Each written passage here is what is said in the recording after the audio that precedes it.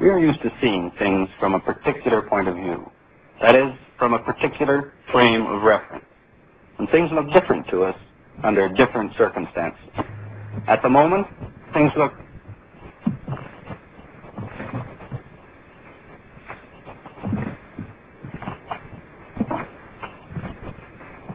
You look peculiar. You're upside down. No, you're the one that's upside down. No, you're upside down. No, I'm not. He's the one that's upside down, isn't he? Well, let's toss for it. All right. Okay.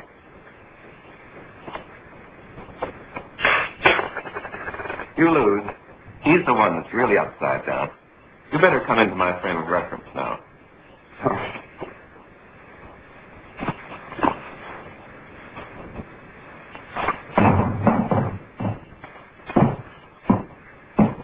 My frame of reference was inverted from what it usually is. That view of things would be normal for me if I normally walked on my hands.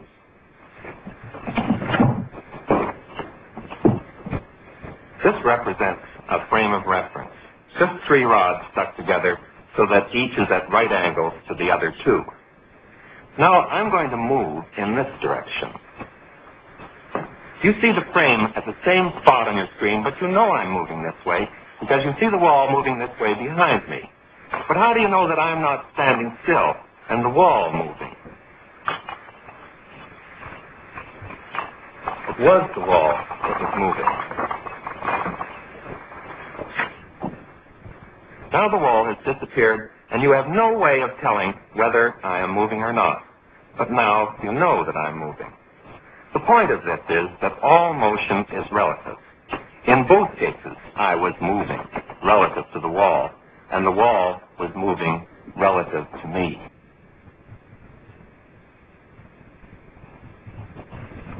All motion is relative, but we tend to think of one thing as being fixed and the other thing as being moving. We usually think of the earth as fixed, and walls are usually fixed to the earth, so perhaps you were surprised the first time when it was the wall that was moving and not Dr. Hume.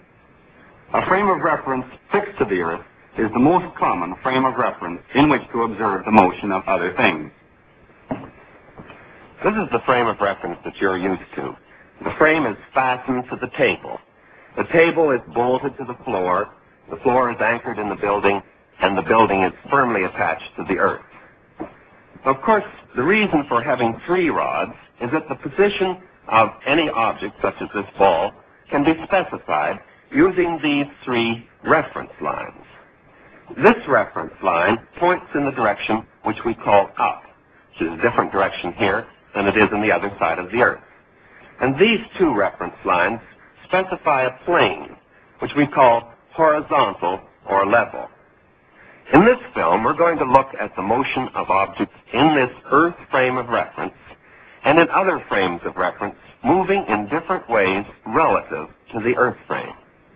Well, let's look at a motion. This steel ball can be held up by the electromagnet. Now I'm going to open the switch, and you watch the motion of the ball. The ball is accelerated straight down by gravity along a line parallel to this vertical reference line.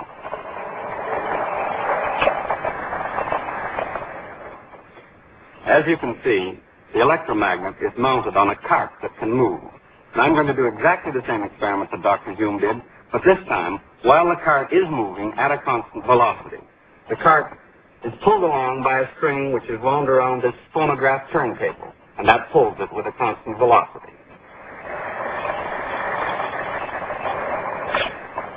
When the cart passes this line, the ball is released, as you can see. I'm going to start the cart down at the end of the table so that by the time it gets to this point, I can be sure it's moving with a constant velocity. Now, I want you to watch right here so that you will see the ball falling.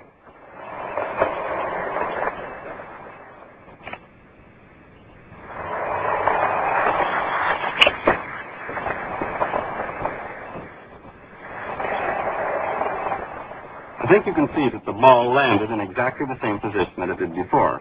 when Dr. Hume did the experiment with the cart fixed. But this time, the ball could not have fallen straight down. Let me show you why. The ball was released at that point. If it had fallen straight down, because the cart moves on in the time it takes to fall, it would have landed back here somewhere. But it didn't. Now I'm going to do the experiment again. And this time, I'm going to let you watch the motion through a slow motion camera, which is fixed here. As the cart moves by, the ball will fall, and you can watch in the slow motion camera.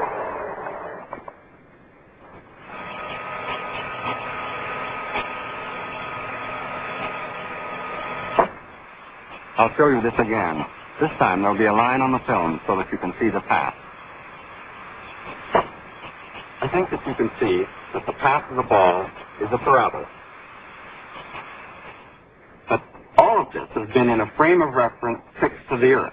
How would this motion look in a frame of reference which was moving along with the cart? Frame of reference like that. Well, so that you can see what it looks like, I'm going to fix this slow motion camera so that it moves with the cart. Like this. I'm going to do the experiment again. And incidentally, I'll start it, and then I'm going to stand here so that when the ball falls, you will have something which is fixed as a reference point.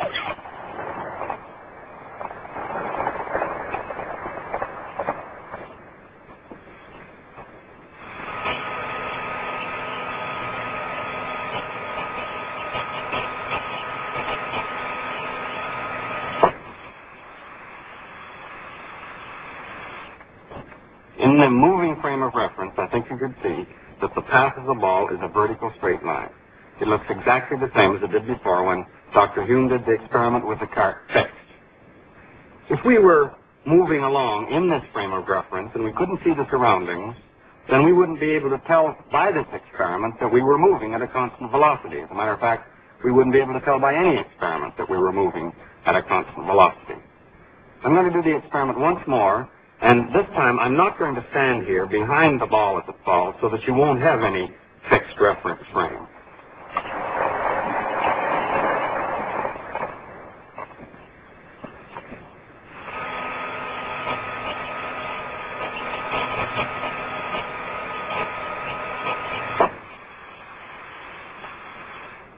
As far as you're concerned, that time, the cart wasn't necessarily moving at all. That time, when you couldn't see the background, then I think perhaps it was harder for you to realize that you were in a moving frame of reference. The important thing to realize here is that all frames of reference moving at constant velocity with respect to one another are equivalent.